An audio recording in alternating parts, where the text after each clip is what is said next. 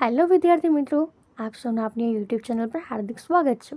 તો આજે હું તમારા માટે લઈને આવી ગઈ છું ધોરણ 7 વિષય ગણિત પાઠ 8 સમય સંખ્યાઓના સ્વાધ્યાય 8.1ના તમામ પ્રશ્નોના ઉત્તરોને સમજૂતી, તે પણ આપણી ગણિતની નવી બુક પ્રમાણે।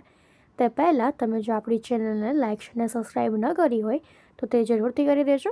તો ચાલો આપણે આ સ્વાધ્યાયના તમામ પ્રશ્નોના ઉત્તરોની સમજૂતી મેળવીએ। તો અહીં આપણા સ્વાધ્યાયનો પહેલો પ્રશ્ન છે, નિમ્નલિખિત સમય સંખ્યાઓની વચ્ચે આવતી 5 સમય સંખ્યાઓ લખો। તો ચાલો આપણે તે લખીએ, જેમાં પહેલું છે -1 અને 0 વચ્ચે।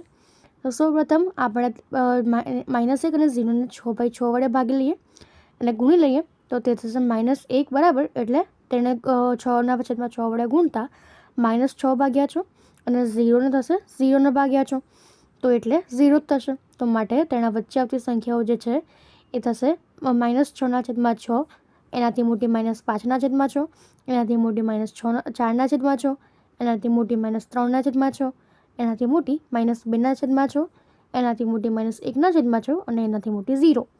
તો માટે જો આપણે હવે તેમને ઉતરતા ક્રમમાં લખીએ તો -1 -5/6, -4/6, -3/6, -2/6, -1/6 અને 0।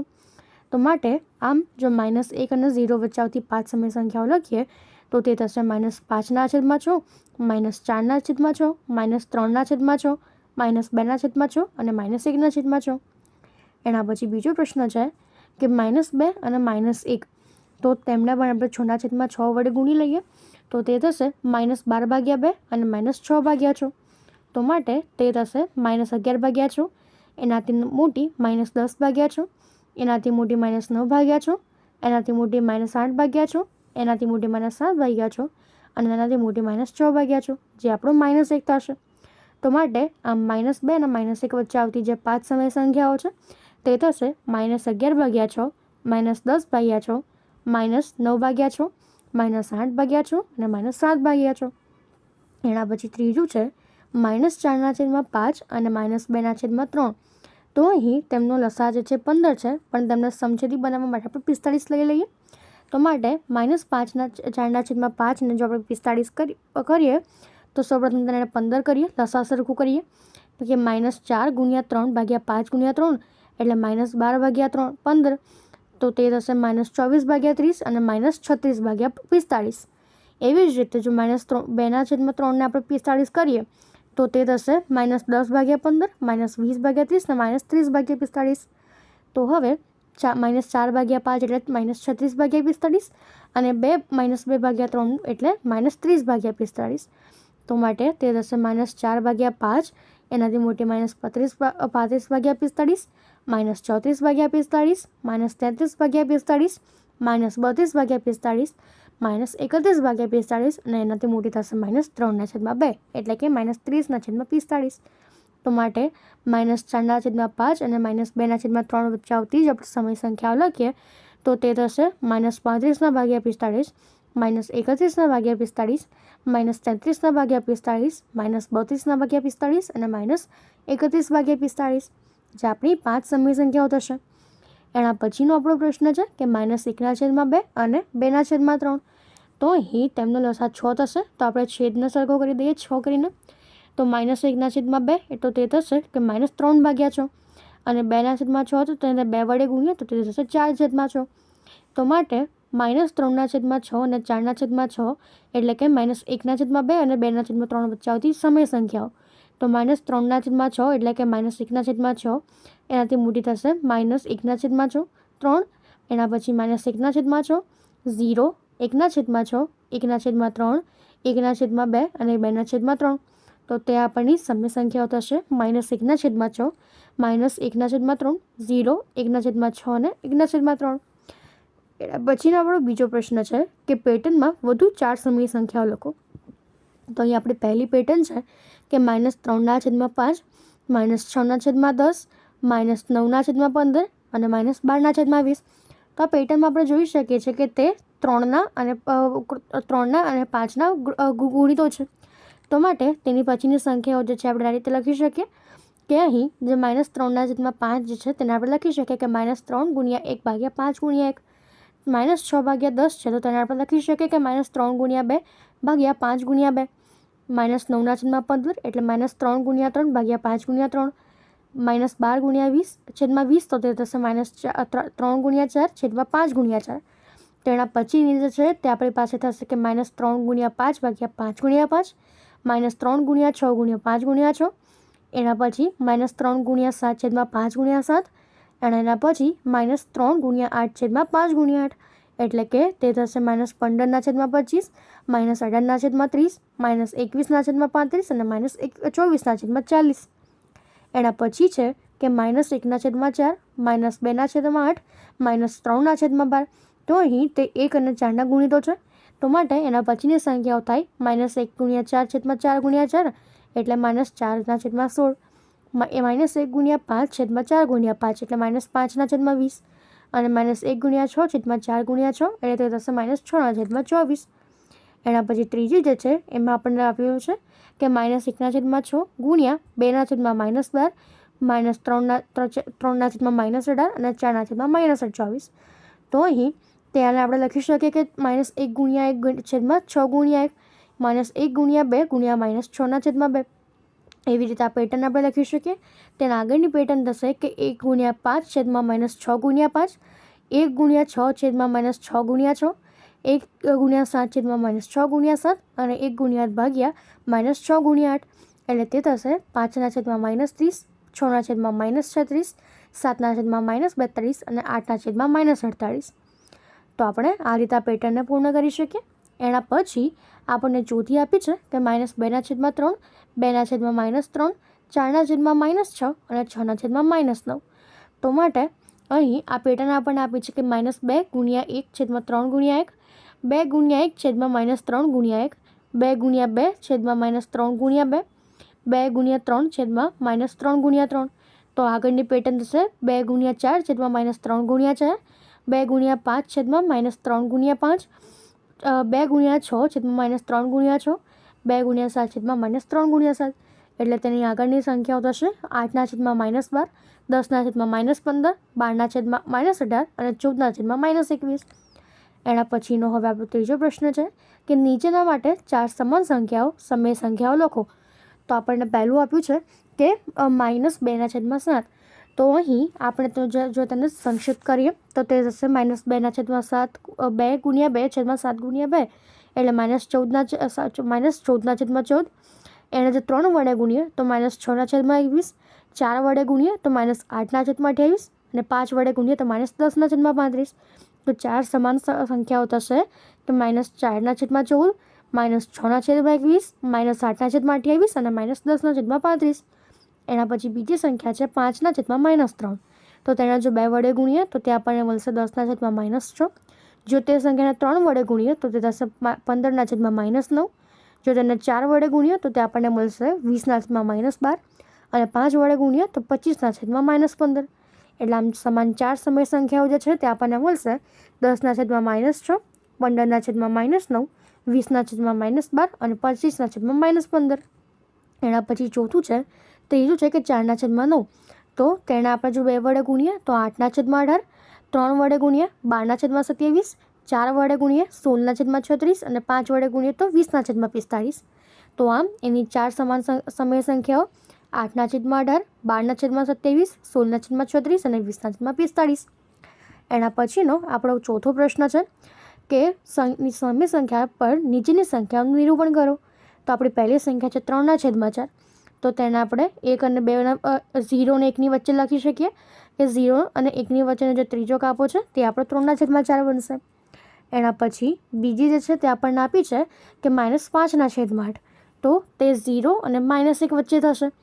એના પછી -7/4 તો તે -1 અને -2ની વચ્ચે થશે.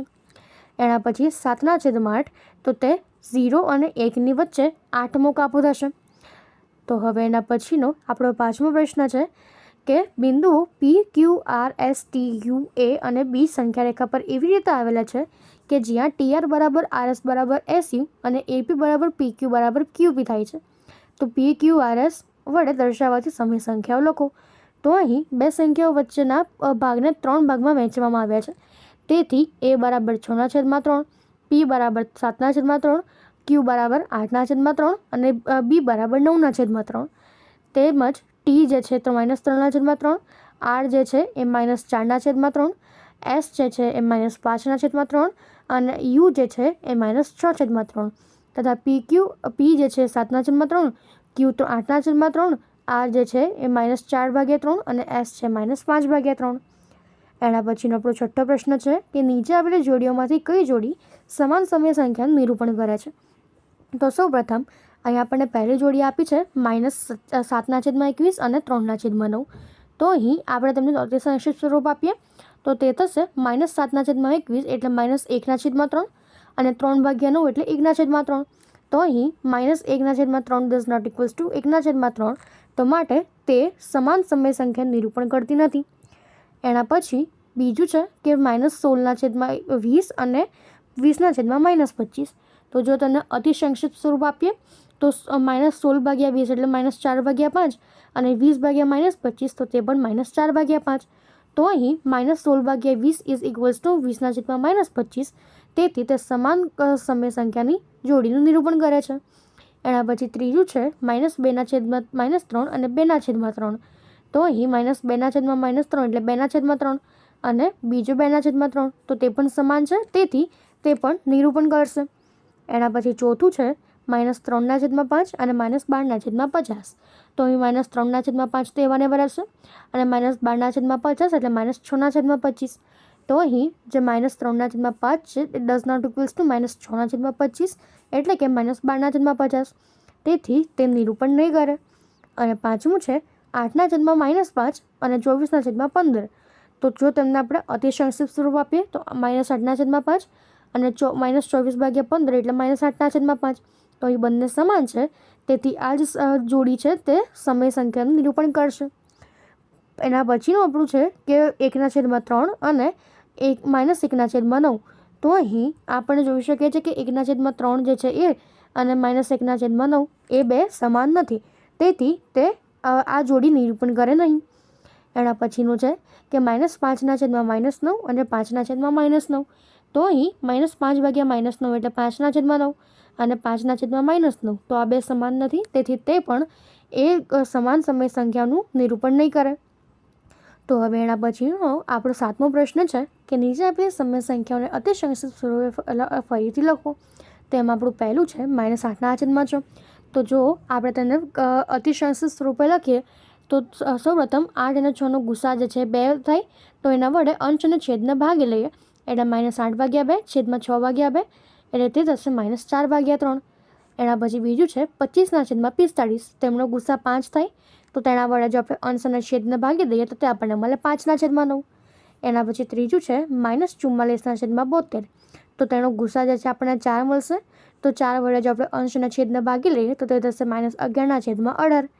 એના પછી ચોથું છે -8/10. તો અહીં તેનો ગુસા જે છે 2 થશે, તો તેને જો આપણે 2 વડે ભાગી લઈએ તો એ આપણને મળશે -4/5.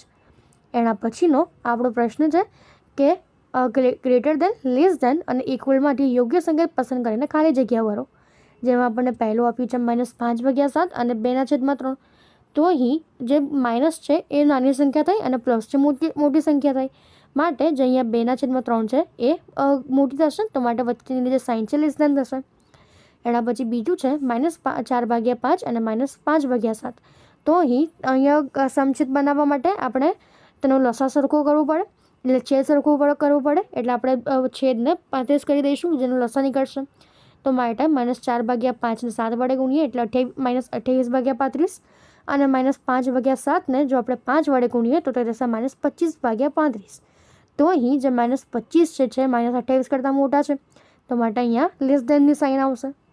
એના પછીનું ત્રીજું છે કે -7/8 અને 14/-16. તો જો આપણે 14/-16 સંક્ષિપ્ત કરીએ તો તે થશે 7/8. તો માટે તે થશે ઇક્વલ. એના પછી ચોથું છે કે -8/5 અને -7/4. તો અહીંયા પણ આપણે સમછેદ કરવો પડે, તો 5ને આપણે 4 વડે અને 4ને આપણે 5 વડે ગુણી લઈએ તો તે થશે -32/20 અને -35/20. તો અહીં -32/20 મોટા છે, એટલે કે -5/7 મોટા છે, તો માટે તેની સાઇન ગ્રેટર ધેન આવશે.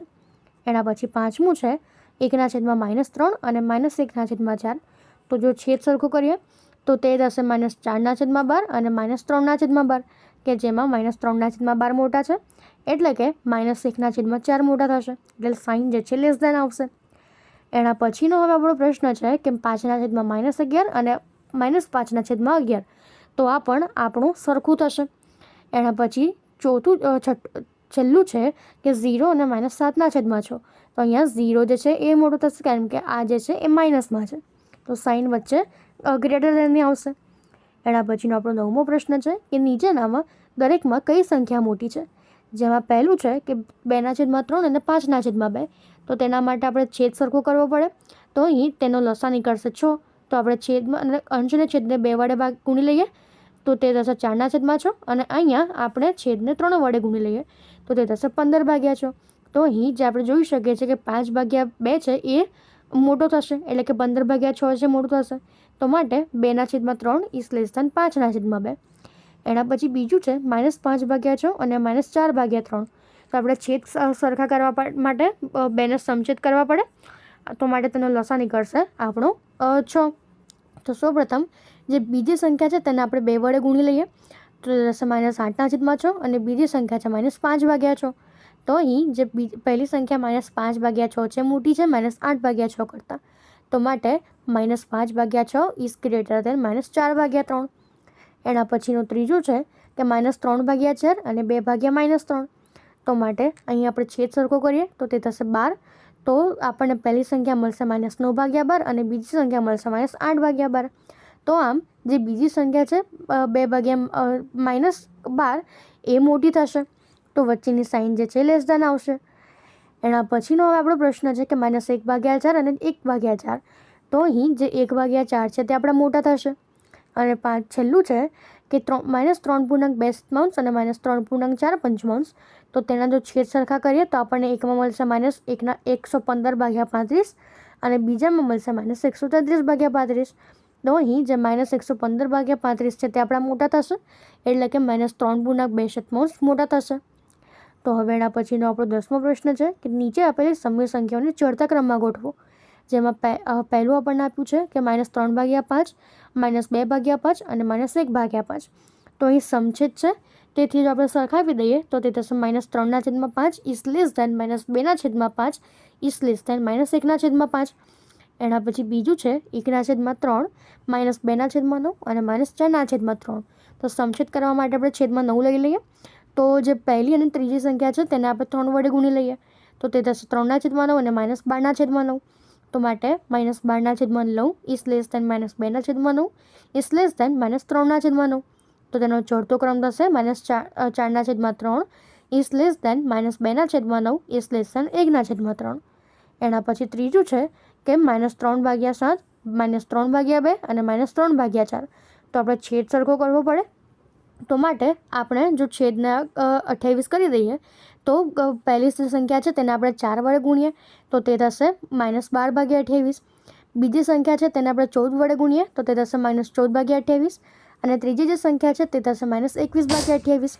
તો માટે તે આપણી પાસે થશે કે -42/28 is less than -21/28 is less than -12/28. તો તે થશે -3/2 is less than -3/4 is less than -3/7. તો આપણે આ રીતે ચડતા અને ઉતરતા ક્રમમાં ગોઠવી શકીએ છીએ. તો અહીં આપણો આ સ્વાધ્યાય પૂર્ણ થાય છે. જો તમને આમાં કોઈ પણ ડાઉટ હોય તો તમે કોમેન્ટ સેક્શનમાં જરૂરથી જણાવી શકો છો, અને આપણી ચેનલને લાઇક અને સબસ્ક્રાઈબ જરૂરથી કરી દેજો. Thank you.